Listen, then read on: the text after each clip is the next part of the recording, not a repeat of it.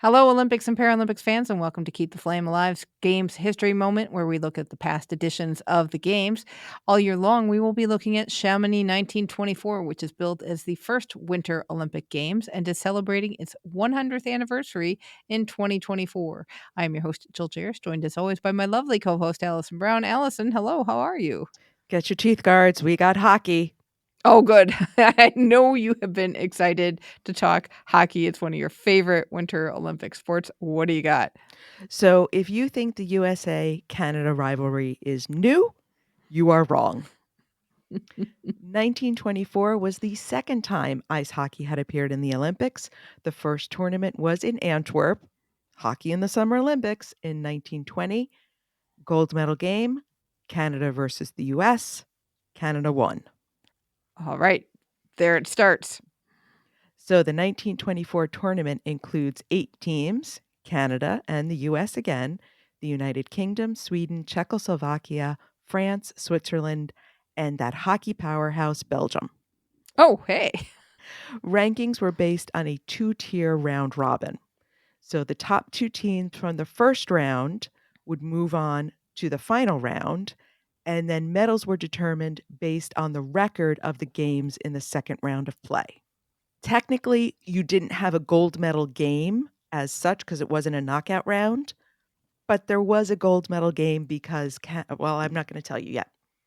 We'll get back to that, why there was a Okay. gold medal game. So, how do you put your teams together for this event that doesn't really exist? So, Canada selected the Toronto Granites to represent the country in the Olympics. It was the most successful amateur team in the country. They had won the Allen Cup in 1923, which at the time was the top award for amateur hockey in Canada.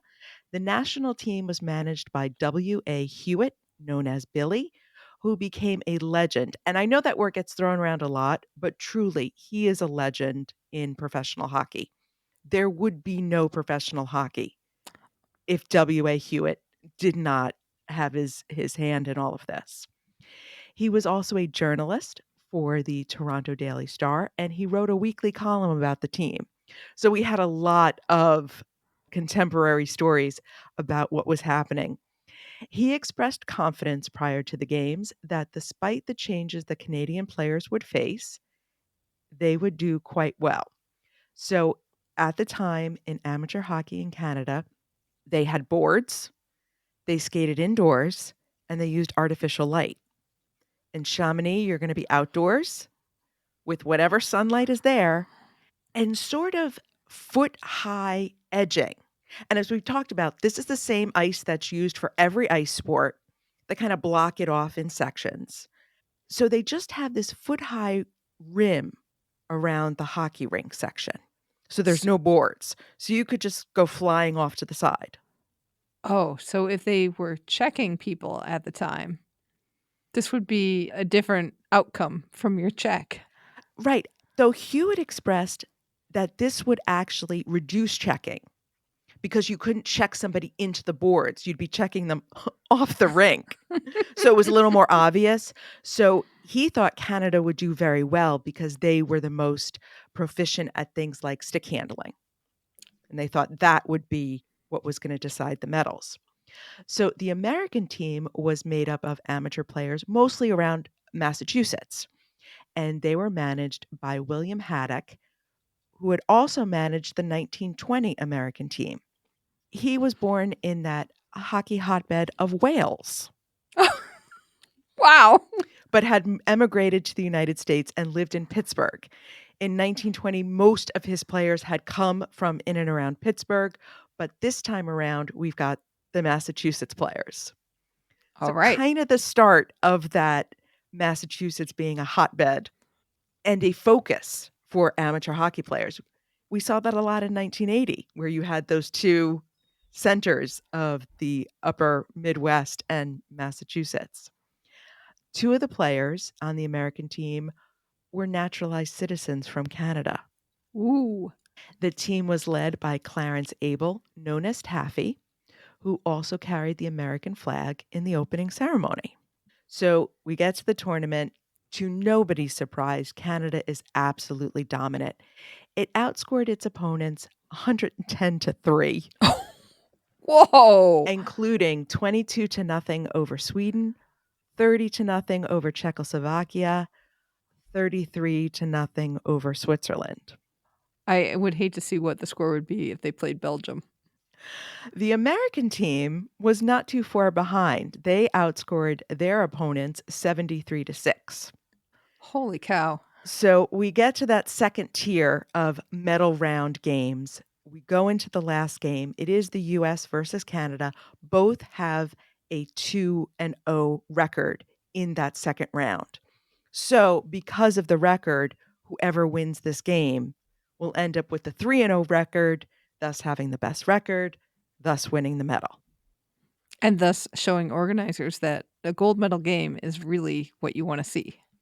Exactly. So we get to the gold medal game. To no one's surprise, really, Canada triumphs 6-1 over the US, winning Canada's only gold medal in Chamonix. Wow. And surprisingly, American amateur hockey really suffered over the next 4 years. They disbanded and reorganized the governing body several times. And by 1928, nothing was settled. And General Douglas MacArthur, who at the time was the chair of the American Olympic Committee, refused to send a team to San Moritz. It's the only time the U.S. did not compete in men's Olympic hockey. Wow. So, Taffy Abel, the leader of the 1924 American team, went on to a successful career in the National Hockey League, won the Stanley Cup with my team, the New York Rangers, in 1928, and possibly your team, the Chicago Blackhawks, in 1934. I would say that the Blackhawks would be my team still. I do enjoy the Bruins, but Blackhawks are the first. After retiring, he opened Taffy's Lodge, which became a tourist fixture in Sault Ste. Marie, Michigan. I have heard of this place.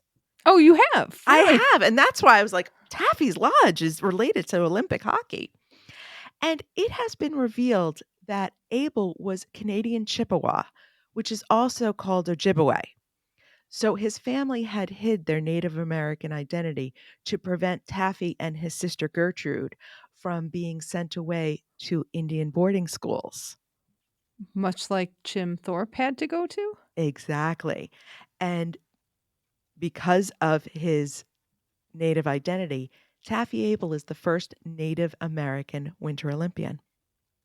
Scoring leader for the gold medal winning Canadian team was Harold Watson, another great nickname, Moose. At only 19 years old, Watson had become an ace fighter pilot during World War I. Wow. After the Olympics, he was offered several lucrative spots in the NHL. He turned them all down because he wanted to retain his amateur status. He did not want to earn money from a sport. He had that Olympic amateur ideal. And he focused on his business career, mostly insurance, but he kept his hand in hockey mostly through coaching and always at the amateur level. He helmed the Toronto Nationals to the Allen Cup in 1932. Wow. So, getting back to this gold medal game, keep Taffy and Moose in your head because they're the major players here. So, the game itself got a little chippy, as we would say in modern parlance. Lots of injuries because we've got no helmets or padding. So, Taffy and Moose, I just love saying that. Taffy and Moose particularly got beef. So, before the game, Moose had bragged that he expected Canada to beat the Americans by 10 or 12 goals. Considering they beat people by 30 goals, not too much of a stretch. Taffy took umbrage at this remark, and 20 seconds into the game, he shot the puck right into Moose's face. Whoa. Whoa. Moose was knocked out cold, Teeth flying? possibly.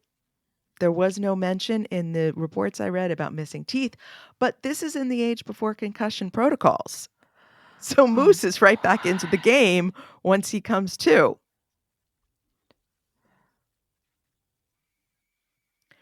Despite what Billy Hewitt had predicted before going to France, the game was more physical than anything that had been seen before in amateur hockey. The British team was there as fans and they started chanting rugby. Bodies were flying. The referees tried in vain to contain this game. Basically, everybody walked away bloody. Oh, man. They back checked, they slashed, they crashed into each other. Poor Moose managed to come back from his concussion. He scored at least 2 goals. Some reports say 3, but they won the gold medal 6-1. Wow. Wow. That must have been a game to watch. I just love the idea of the British hockey players standing on the side screaming rugby over and over again. I'm not even entirely sure what that means, but I don't care. I love that visual. Canada, as we know, dominant in hockey. They went on to win gold medals in 28 and 32 before finally losing an Olympic hockey tournament to those rugby chanters, Great Britain, in 1936. Wow. Incredible. At least, hockey always delivers. I will say that. I was surprised that the US Canada rivalry is more than 100 years old. Incredible. Let's give a shout out to our sources. So we've got the Canadian Encyclopedia, Olympics.com, the International Hockey Wiki, the Pink Puck, NPR, USA Hockey, the National Post, and the official site of Chamonix Mont Blanc. Excellent. So check out our expanded show notes at flamealivepod.com for more info. Thank you so much for listening. And until next time, keep the flame alive.